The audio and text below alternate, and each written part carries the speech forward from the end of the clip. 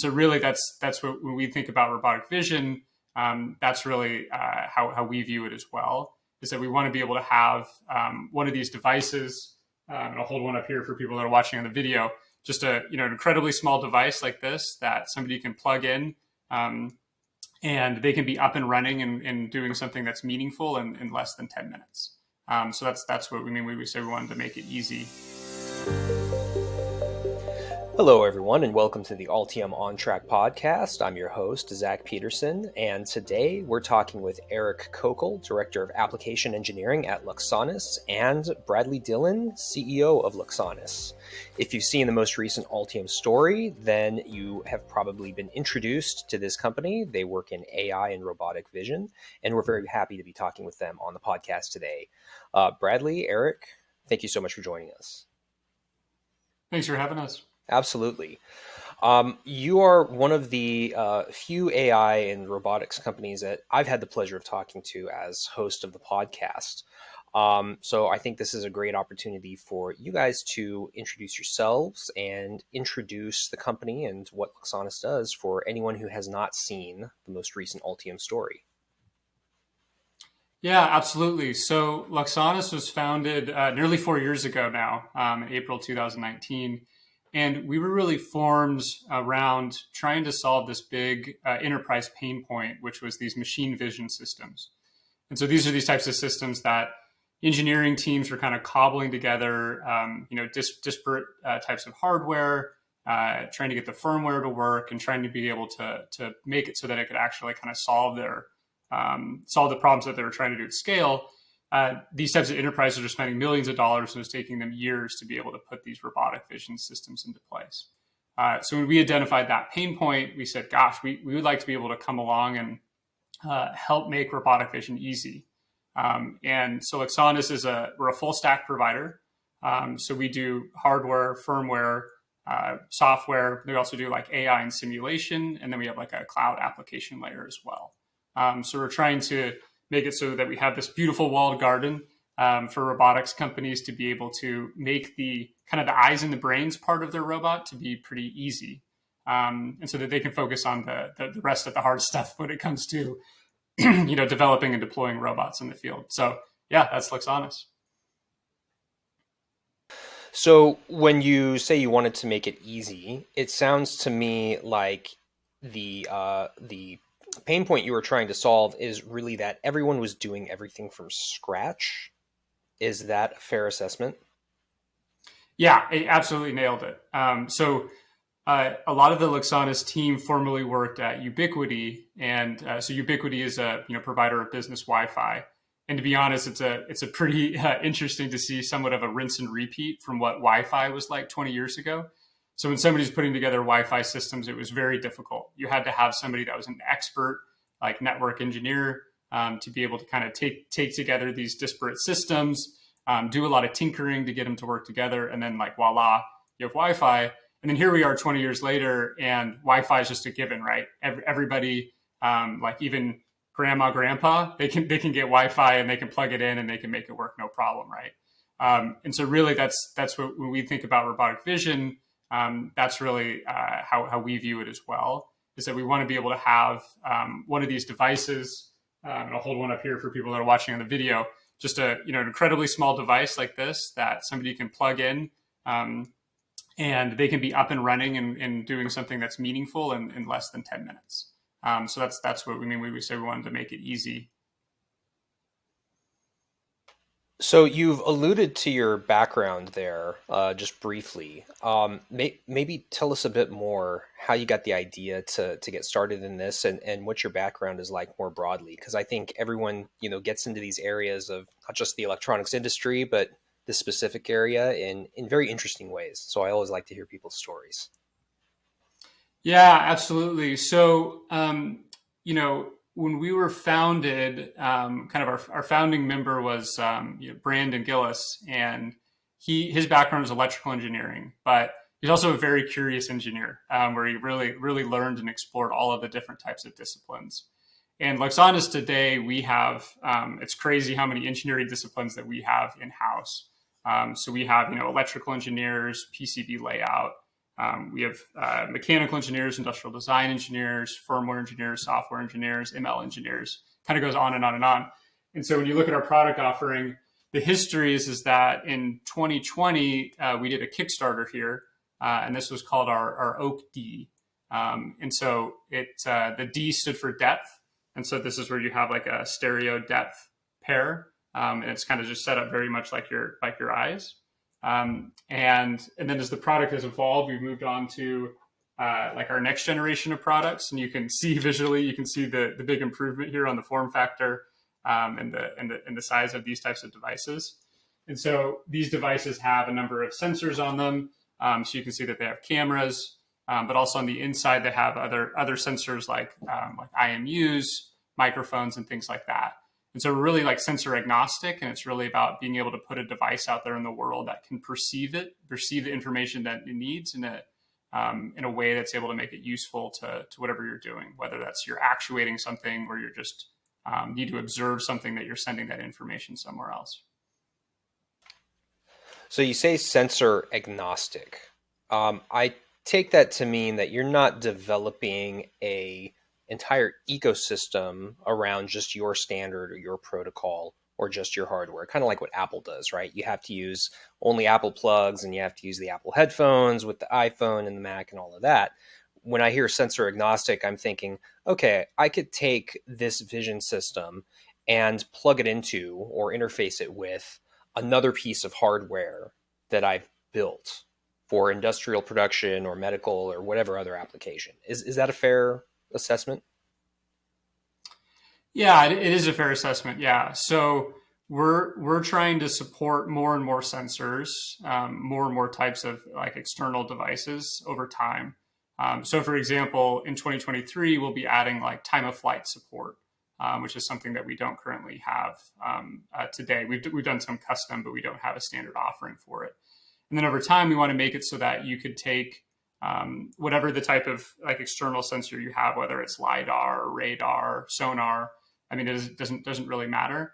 That you can feed that information into all of the AI and CV compute that's done on the device, and process it in the kind of the meaningful way that you want to.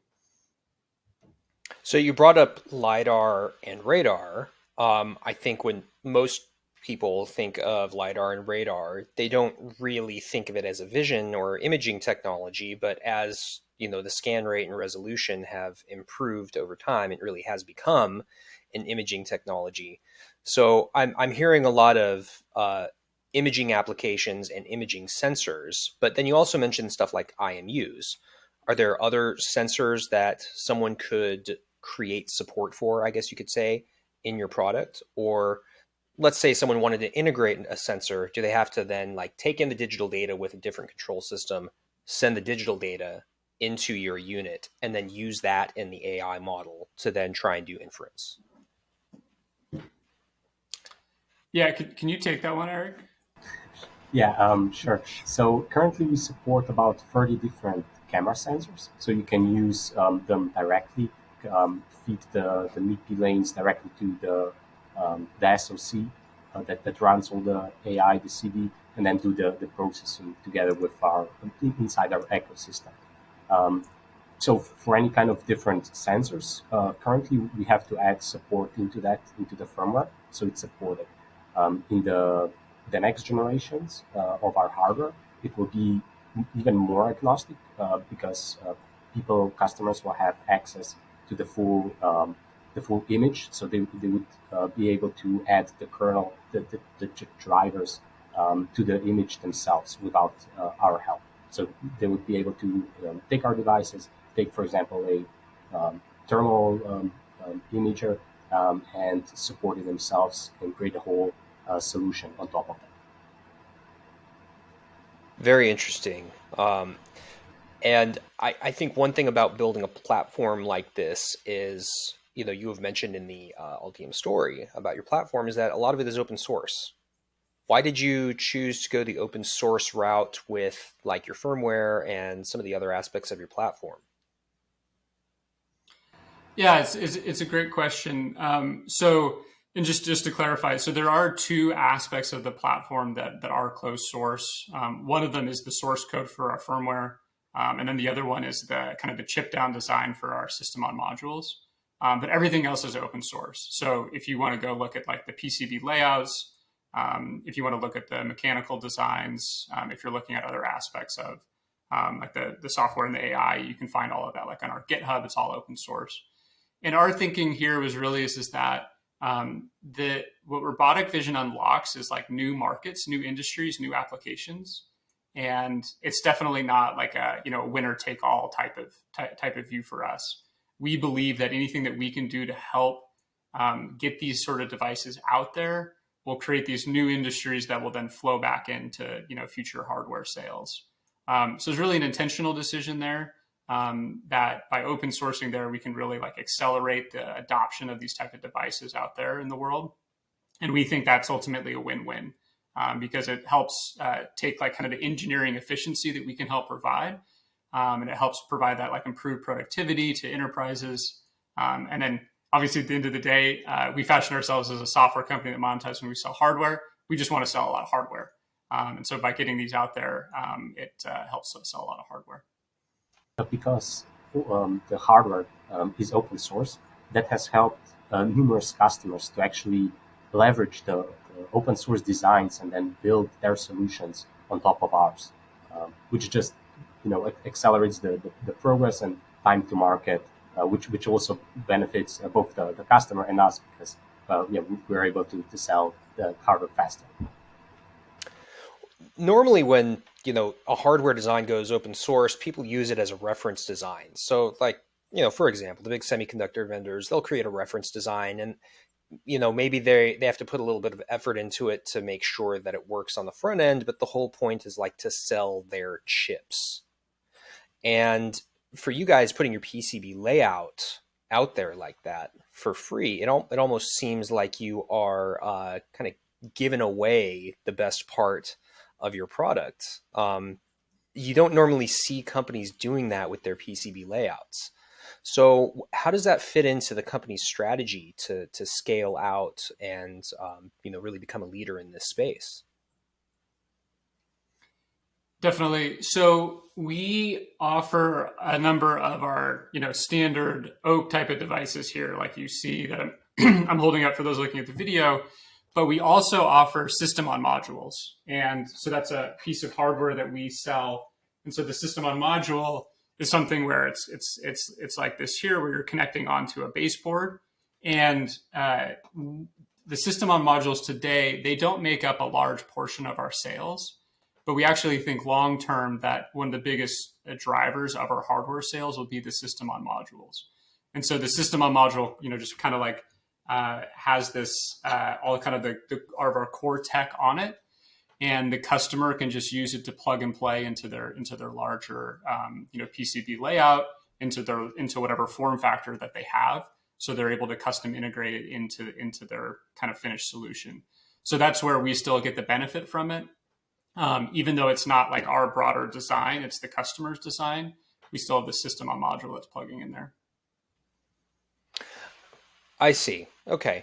And as part of the open source component to this, when Bradley, when you and I had talked previously, I believe you had said that some of the AI models are also put out there as open source. Is that correct? Yeah, can you speak to that one a little bit more, Erik? Yeah, correct. So we do have all the notebooks for the training. So the AI training, then also AI conversion and AI deployment onto our hardware. We have all of that open source just so the customers can easily develop their own model and then deploy it on the device itself. Besides that, we also have the model zoo, such as the trained AI models that customers can just use out of the box with our system. And one of the paradigms in AI at the edge, or AI on embedded systems or small devices these days, has been training in the data center, inference on the edge. And so when you make a model available like this for users, essentially they could, run this on the edge device. But I believe you just said training, so you can do training on these devices as well.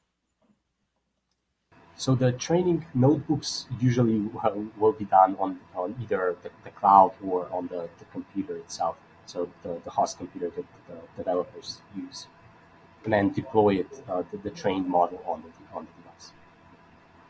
Okay, so this is fitting with the standard paradigm where essentially training in the cloud, deploy it to the end device, and then infer on the end device. Yeah, exactly. Okay, and then one thing I noticed on your device, Bradley, when you were holding up one of those boards, you got a big heat sink attached to that board. So just looking at it, I can see this thing probably uses its fair share of power and puts out a lot of heat as a result. Are there any plans to maybe procure an alternate chipset, or are you hoping that the vendor for that chipset will become more power efficient over time so that these devices can get further miniaturized? Yeah, it's a great question. So our first generation of products, our Series 1, we were not thermal experts at all. So we basically said, we're just going to make these massive overkill. I don't even know if we simulated it, but we basically said, oh, we'll make these really big, we'll test it, and oh, look, it works. So let's put that out there into the world. And so for our Series 2 of products, you can see that for those looking at camera, the thermal fins have gotten much, much smaller because we got a lot more confidence. And now we do have, mechanical engineers that are doing like thermal simulations to be able to check this sort of thing. The power draw on these types of devices is actually pretty low. So for the models that I was holding up there, the kind of USB-C connectivity, it provides both the power and the data connectivity. And those type of devices, depending on what you're doing, are typically drawing like 3 to 5 watts, which is relatively low. And then for some of our power over Ethernet devices, the power draw typically is in like the 5 to 7 watt range, kind of depending on what you're doing. But the devices also can be optimized to have like a low power mode, kind of like a sleep mode where they're drawing less than 1 watt, and then they can kind of come online when they need to. So that the total power that you're consuming over time isn't that bad. And then the area with thermal that we've had to get more advanced on is the kind of the outdoor environment. And so this is where you're in the sunshine, you're in Arizona, and it's 45 degrees centigrade. And in those types of environments, it's really difficult from a heat perspective. And so in that case, sometimes we're adding things like, okay, how can we get like a custom hood to be able to prevent the sun and stuff like that. But yeah, we've improved a lot with thermal over time as we've evolved. What you just mentioned about throwing heat sink at the device until it gets cool enough and then iterating on that. I think a lot of engineers will take that approach, but then they don't do the iteration, which is to then try and optimize the thermal management strategy, whatever that looks like, for space. And so from what you just held up in that one looked like version 2 of your product, you actually integrated the heatsink into the enclosure. So in doing that, how does that affect the form factor of the board? You're able to just essentially just shrink down the board on the Z-axis and do what? Attach it directly to the enclosure? You have like a thermal interface material in there to then draw heat into the enclosure and then into the fins? Yeah, that's exactly how we're doing it. So both for the main SoC that runs the AI and also some other components like the power management components have the thermal layer between the enclosure and them for efficient thermal dissipation. And so I'm sure anyone could then maybe use a fan if they're in a larger system. Maybe they deploy this as like an accelerator in a data center for something. They could then do whatever cooling strategy they want to ensure that they at least keep the thing operating within safe temperature limits without blowing out their form factor. Yeah, exactly. So actually, some customers even had a really thin fins, so not as big just because of the weight and the size. specifically on some drone applications. And then they had, because they already had active cooling, which then provided good enough heat dissipation.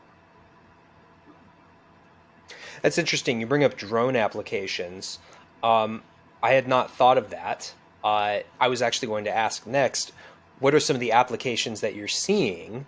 And I kind of figured the common ones like automotive, and then I think you guys had mentioned industrial robotics earlier, which makes total sense.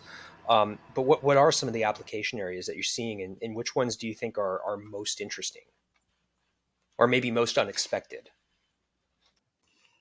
Yeah, we're obsessed with all of them. It's probably one of the funnest parts of the job is Erik and I will get on a sales call and we'll go, wow, like I had no idea that you were possibly doing this with a vision system. I'll give an example. Recently, we had a call with a company that helps people operate beehives for honey production, and these beehives will get inundated with mites, and so the mites will actually kind of like they attach onto the bee and then they make them sick. And so then the people that operate these beehives, they need to be able to provide the bees with some kind of chemicals that kill the mites, but they don't really want to use it. And so what they are actually able to do, they're not using our system, but they're using a vision system today, is they're actually with the camera, they're able to count how many mites are on a bee. And then they're able to know like basically what is the kind of what's the density of mites per bee count, and then they can know the exact right time when the right before like the curve of where the number of mites is just going to explode. Then they can provide the chemicals and they can make it so that the mites die, and then they can keep their bees happy and healthy. It's just one of these like off the wall examples where you're like, I had no idea that this type of application occurred. But to more directly answer your question, the type of industries that we're getting the most traction in, I'd say one of them would be the kind of the retail and warehouse automation case. And so there's a lot of aspects of retailing and warehousing, and also kind of ties into logistics as well, kind of transportation and logistics. Just the movement of goods and the automation of stuff that previously was done by a human that needs to be kind of assisted by a robot. I'd say that's a huge industry that we're seeing a lot of traction in. Another one I would say is the kind of the industrial equipment. So kind of think like, say, like agricultural, industrial machinery, stuff like that. We're getting a lot of traction there. You may have seen recently the actor Jeremy Renner at his kind of snow cabin. He got run over by his big snowplow. And you think about that and you go, okay, there's two like major problems here that is occurring to make it so that Jeremy Renner could get hurt here. One, why does he even need to be in the snowplow to start with? This is a big, expensive piece of equipment. He should be able to have a remote control to operate it, or it should be completely autonomous altogether. And then the second piece is that why, if Jeremy Renner's standing in front of the snowplow, is it just willing to drive him over? Like it should be able to see him, and it should be able to know, oh, I don't want to drive over a human. And so those are kind of some examples of where, with machine guarding and automation, you can make kind of this big industrial equipment operate way more efficiently, but like way more safe in terms of not harming humans. I would have never guessed beekeeping was one of the applications, but I asked for unexpected, so there you go. That's definitely unexpected.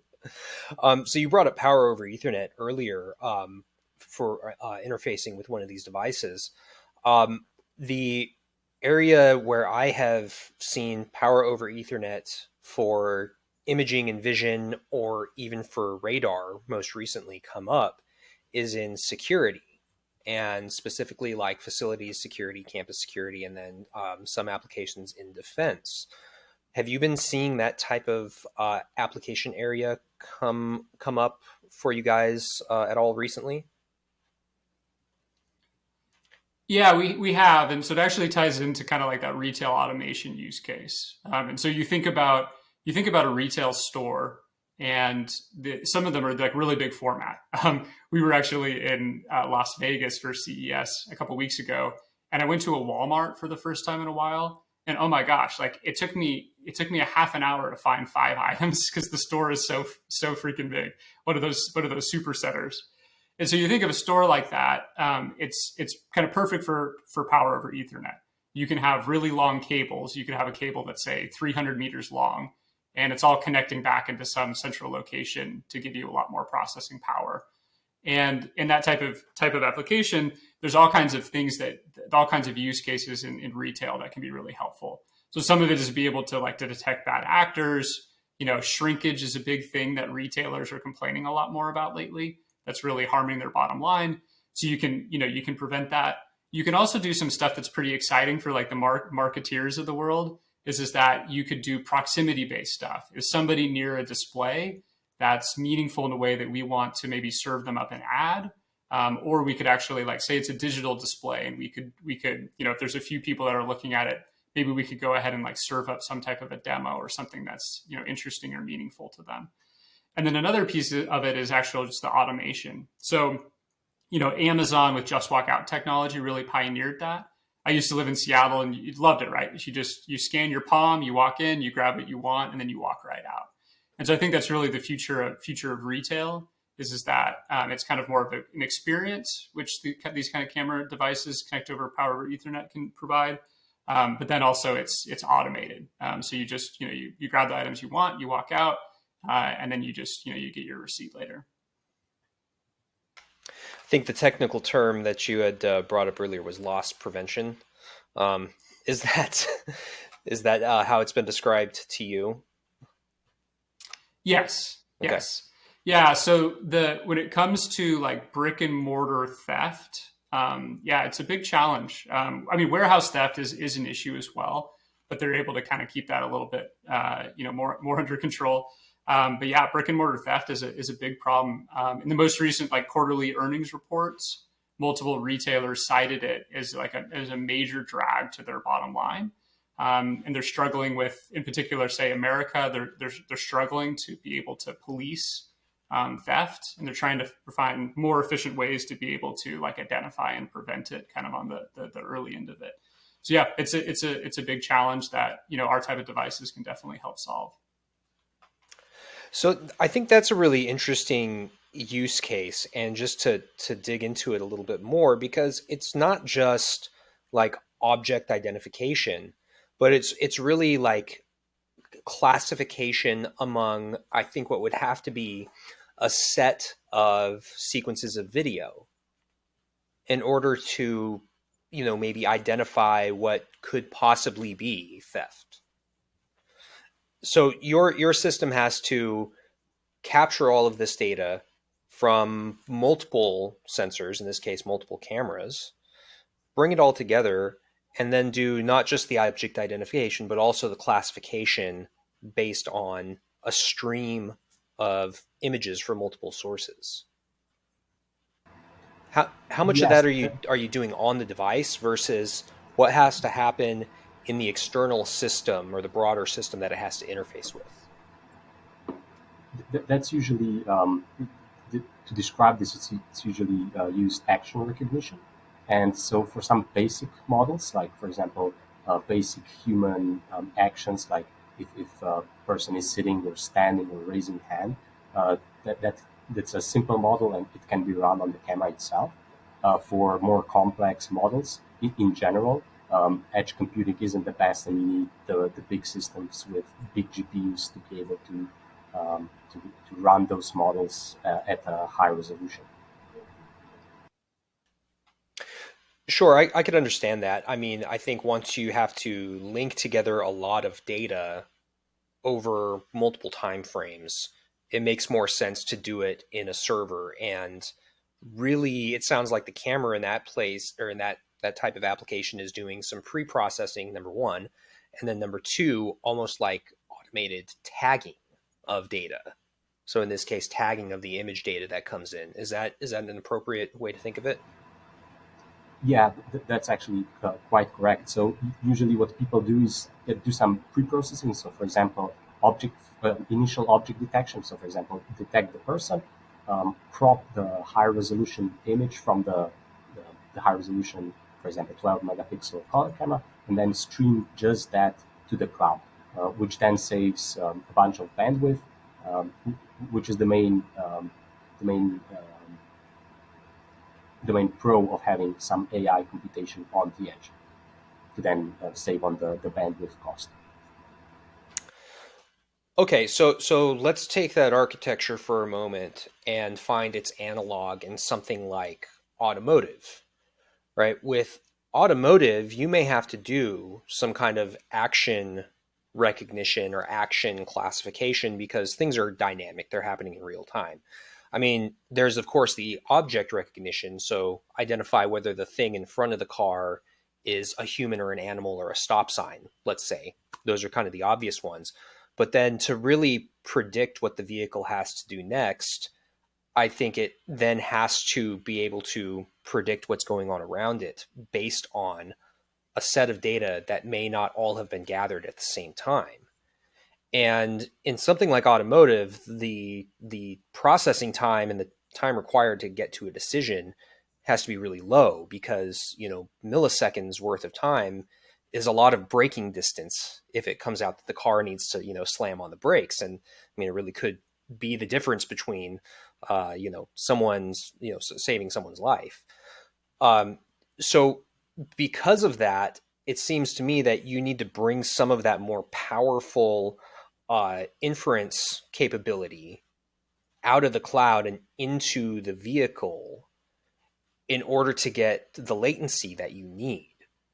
So what would that look like in a vehicle if someone was trying to use your system for that type of application? Do they have to have like a cellular connection to the cloud, or can it be done in the vehicle with the right back-end processing? Because if someone's in, one of our previous guests brought this up, if someone's in rural America and they're relying on the cloud for inference in that kind of safety system, maybe they don't even have a connection, or maybe they do have a connection, but it's a slow connection.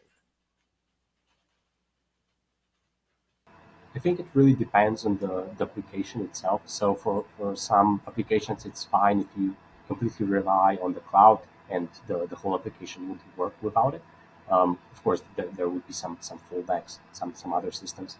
And then for some other applications, the connectivity isn't really required, and there's a powerful host computer on the somewhere around the device. So initial computation would happen on the camera, so on our cameras, and then further computation would be done on the host.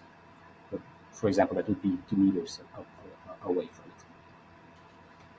So someone's basically bringing like a small backplane with with a blade server or something into the vehicle to then do all of this, processing without having to send everything up to the cloud.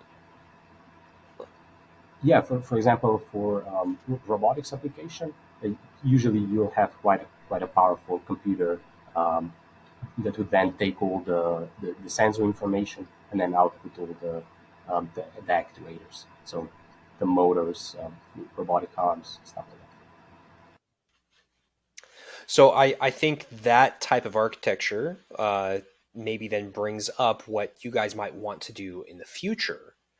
Where do you see the future of your products going, and do you see yourselves developing maybe a suite of products to target some of these higher compute areas where someone might have to rely on the cloud, but you could bring some of that more processing, that greater processing capability and power closer to the end device for some of these applications where, time sensitivity is very important?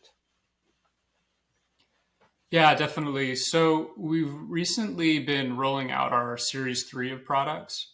And to really kind of demonstrate the kind of the new capabilities that we have for Series 3, we actually created our first robot, which we're not trying to be a company that makes robots, but we wanted to be able to create one to kind of show what Series 3 can do.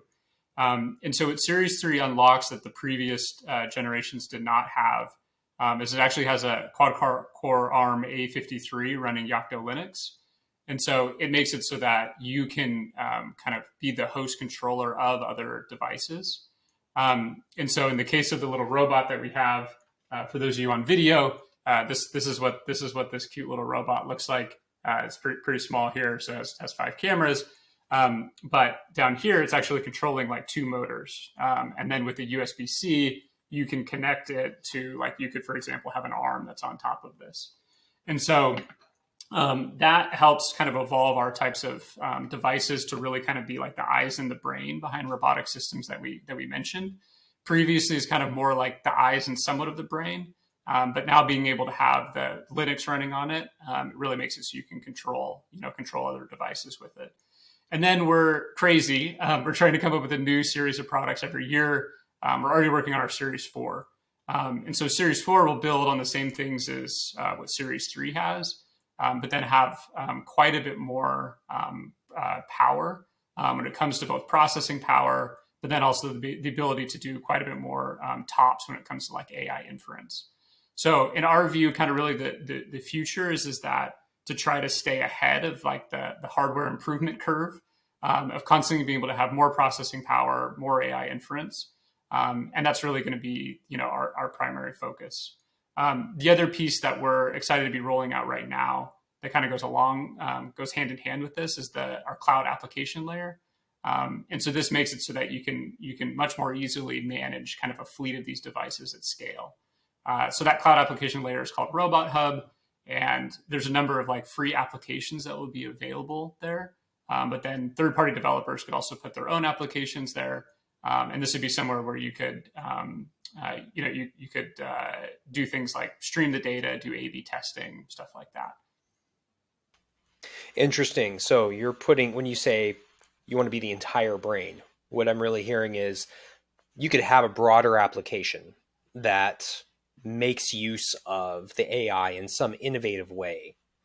And that broader application is going to then allow someone to tailor the device to whatever their end use case is. Yeah, exactly. Okay. Well, as it rolls out, I hope to have you guys on again. I know we're getting a little up there on time, but I definitely want to have you guys on here again to show what your products can do, because I think this area is so interesting. And, embedded AI is something that I've become passionate about over the past few years. And so I hope some of our listeners will have some of that passion rub off on them, and we'll go learn more about Luxonis. Yeah, it'd be great. We'd love to come back. It's obviously a topic that's near and dear to our heart. And yeah, we could talk about it all day long. Absolutely. Absolutely. Well, thank you both so much for joining us today. To everyone that's out there listening, we've been talking with Erik Kokalj, Director of Applications Engineering, and Bradley Dillon, CEO, both from Luxonis. For those watching on YouTube, make sure to subscribe. You'll keep up to date with all of our episodes and tutorials as they come out. And of course, we'd like to remind you all to watch the most recent Altium story about Luxonis. We will link to that in the show notes so you can go take a look. I watched it this morning again. It's a great video, and I encourage you all to go watch it as well. Finally, everyone that's listening, don't stop learning, stay on track, and we'll see you next time.